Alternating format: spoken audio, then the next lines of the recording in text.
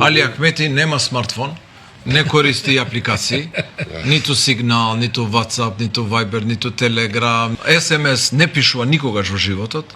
Значи никогаш, ниту еднаш, да не се лутат луѓето кои што му пишуваат порака, он никогаш во животот не пишува SMS порака, користи Nokia 3310, стар модел, како телефон. Па и ако не би бил председател, и ја би се селил од Македонија, од мојата земја. Да продолжиме искрено, честно и одговорно. Како до сега. Како и до сега. Пите мало сутра. Пите мало сутра. Пите мало сутра. Ова е љубавни тепих, попознат као персијанац. 80.000 чвора, квалитет, што секојаш држи цена. Као, например, BMW, Mercedes, Audi, германско ауто, увек држи цена. Него видов една изјава на бујар наш голем маж, вика, да не беше, вика, рамковниот, немаше да станам доктор на клиника, немаше да станам министер, немаше на пола свет да му бидам председател преку ОПСЕ. Замислете го тоа грандиозно его, надуено као балон, као цепелин. И да знаеш, бујарчо, многу си управо. Никад немаше да завршиш за доктор, никогаш немаше да бидеш министер, никогаш немаше да председаваш тамо со ОПСЕ, ако не беше војната 2001 наметната од ЦИА, во изведба на УЧК и Косово,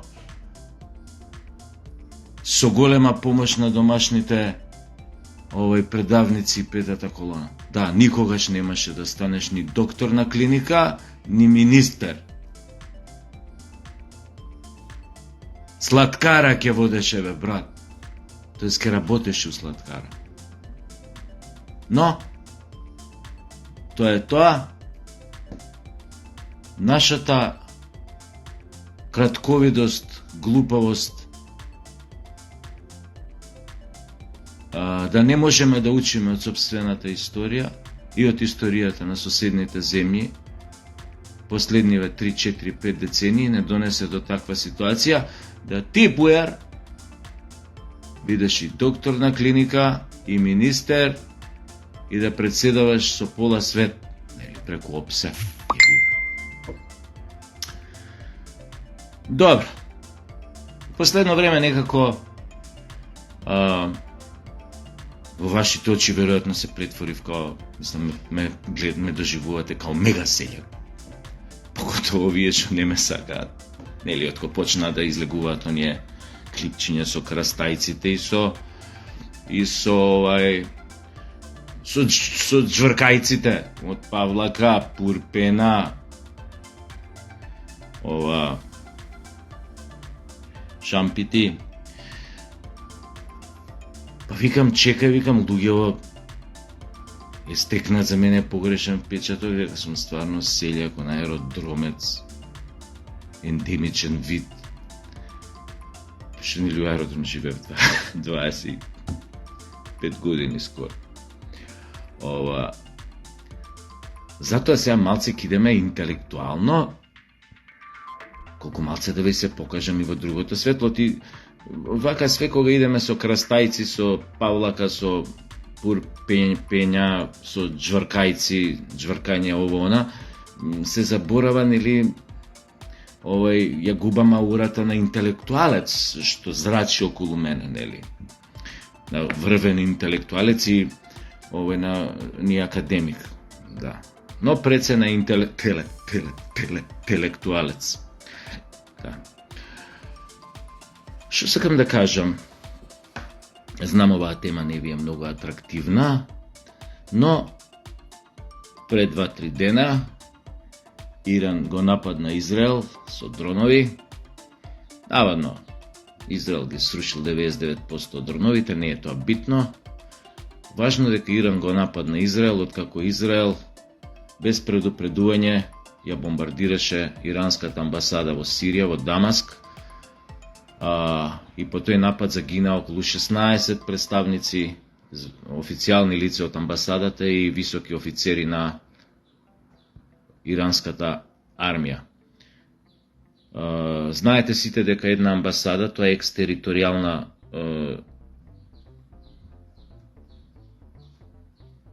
фактички тоа е иранска територија, да не го тупам на некој начин. Не на некој начин, него тоа е иранска територија, така да напад на некоја амбасада се смета како напад на државата на која што таа амбасада ја представува. Не и се, Иран изминативе децении беше многу пати провоциран од западниот свет и од Израел, никогаш не одговори на тие закани, беа убивани негови научници, трпеше напади на неговите нуклеарни централи, постројки и така натаму од израелската авиација, беше изложен на санкции и на многу други работи, никогаш не изреагира, особено се чуваше од директна реакција последниве месеци од како почна геноцидот во Газа од страна на Израел по нападите на Хамас на израелска територија, кои пак беа последица на 75 годишната окупација на палестинците врз палестинците од страна на Израел. Да бидеме на чисто. Не се. Иран немаше каде по нападот на неговата амбасада, тоа беше пречекорувањето на последната црвена линија. Иран веќе не можеше да ќути, затоа што секое понатамошно, значи нереагирањето на овој чин на агресија, кој што е вон сите резолуции на Обединетите нации, би значило дека Иран ги отвара капиите и понатаму за напад на негова територија, напад на негови граѓани, негови официјални представници. Тоа е едно. И под број 2, значи мораше да одговори и од морални причини, затоа што беше загрозен неговата територија и безбедноста на неговиот народ. Иако претходно наводно е тоа Иран побара од Соединетите држави да им порачаат на Израел ако сакаат да спречат реакција за бомбардирањето на амбасадата, им кажаа на америте да им кажат на израелците да се повлечат веднаш од Газа, ако не ќе да има реакција од страна на Иран, агресивна, воена. Као Израел почна да повлекува некои своји трупи, но следеа нови напади на територијата на Газа, нови загинати, и веројатно иранците чекаат да заврши големиот муслимански празник Рамазан, за да тргнат во напад. И нападот го изведоа, иако веднаш после нападот се обратија од пресконференција и рекоа сакате ли ова тука да престане или да продолжиме со играта. Тоа беше уште една закана на Израел, но ваков Израел, под водство на овој човек кој што го води, сите негови наредни потези би биле крајно непредвидливи, затоа што очигледно, јас мислам овој пат, како и многу пати претходно, дури Америка беше изненадена од нападот на Израел врз иранската амбасада во Сирија. Веројатно администрацијата на Бајден побеснела кога разбрала дека тоа се случило, затоа што на Америка најмалце што ја одговара сега е да отвори директен фронт со Иран, војна со Иран, а тоа е многу возможно доколку сега Израел како одмазнички напад ја нападне директно територијата на Иран. Тоа ќе значи отварање на вратите на пеколот. Значи тука веќе престанавме малце со крастајци, со джвркање, со такви работи, идеме малце на посериозни теми, кои што знам дека помалце ве интересираат, но јас имам должност да ги искоментирам, затоа што на нашите медиуми вакви коментари не можете да видите. Не дека се многу паметни или било, но не можете да видите дебата на оваа тема. Каде застанав? Значи, нападот на Израел, евентуалниот напад на Израел директно на територијата на Иран, ќе значи директен судир меѓу Соединетите Американски држави и Америка и Иран. Дали тоа израелците намерно го сакаат, кога сватија дека не можат да ги исполнат задачите, двата најбитни цели што си ги поставија во Газа, да го уништат Хамас и да го окупираат целиот појас.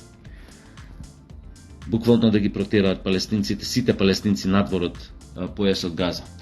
Очигледно дека Хамас не е уништен, тоа го кажав уште негдека на почеток, кога почнуваше војната, дека тешко може да биде уништен Хамас, без разлика што се милион пати послаби од израелската армија, која свативме дека исто околу неја е направен баук дека е непобедлива. Видовме дека и тоа како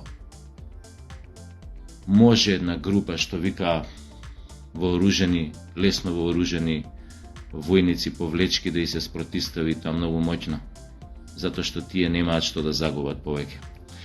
Но не се, да се вратам на главнава тема. Значи, не знам колку Израел намерно го направи ова со нападот на иранската амбасада, затоа што верувам дека американците не биле известни за тоа, дека се нашле затечени во целата работа, затоа што Нетањаху и порано знаел да направи таква работа. Затоа што се знае дека колку и да е ова администрација на Америка некако најпријателски од сите досегашни врзани со Израел, сепак мислам дека на 2-3 пати Бајден и неговите се осетија во небрана ситуација благодарение на непредвидливите потези на нивниот партнер од Израел. Најверојатно во моментот на повлекување кога сваќаа дека не може да ги остварат своите цели, израелците се решија да го прошират конфликтот така што ќе го вклучат Иран и директно ќе вклучат Америка. Американците не се глупави во оваа ситуација, сваќаат колку е тоа погубно доколку би влегле во војна со Иран, затоа што ескалацијата на овој судир ќе значи директна и ќе значи веројатно почеток на нуклеарна војна, затоа што израелците тоа го изјавија, доколку вика ќе следи нашиот одговор на овие напади, каде ќе одговорат ќе видиме, но тоа ќе автоматски, ако биде на територијата на Израел, ќе предизвика контра реакција, контранапад, веројатно многу пожесток и со балистички ракети, можеби со многу помоќно оружје. Така што во тој случај израелците рекоа, ако бидеме жестоко нападнати, ние ќе одговориме со нуклеарки, така рекоа, мислиме, знаете нивната агресивна реторика како е. Во секој случај, доколку се отворат вратите на пеколот на Блискиот Исток, најверојатно Европа нема да биде поштедена од тоа. Ако се земе во предвид дека доколку се сменат, доколку паднат демократите од власт во Америка и по некоја претпоставка да кажеме дека ако се врати баш Трамп,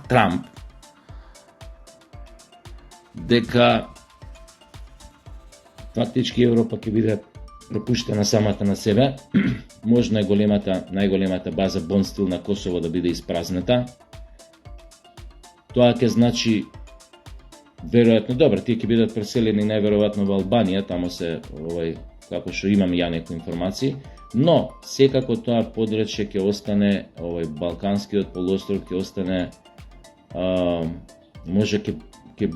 ќе може многу полесно да се потпали тоа буре барут, како што е познато во заедницата на народите.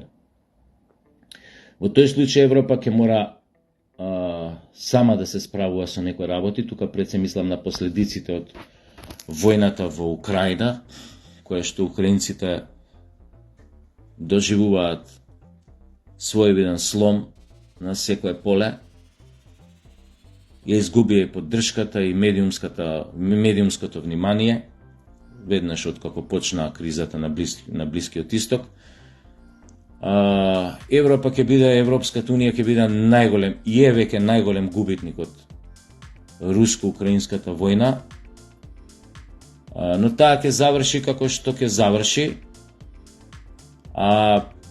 За да заврши, Путин му постави два битни услови на Бајден, внимавајте, не на Зеленски, туку на Бајден. Едниот од условите е безусловно да престане секое мешање на Америка во сферите на интерес на Русија. Тоа значи да престанат со било каква поддршка на околните земји за да бидат дел од НАТО сојузот или да се мешаат во нивните внатрешни работи, да ја подриваат безбедноста на Русија во било кој поглед. Значи, тоа беше еден ултиматум од Путин пратен до американската администрација, дека војната во Украина може да ја сопред само ако ги исполнат неговите два услови, во друг случај таа нема да застане. Каде ќе оди ќе видиме.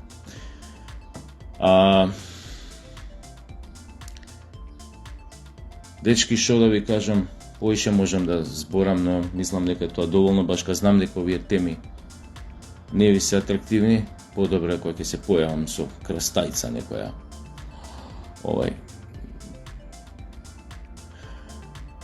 Али ете, мора малце да се покажам и од друго светло, дека не сум таков психопат како што ме нарекуваат, па ја знам, гледате и некои паметни работи да кажам од време на време.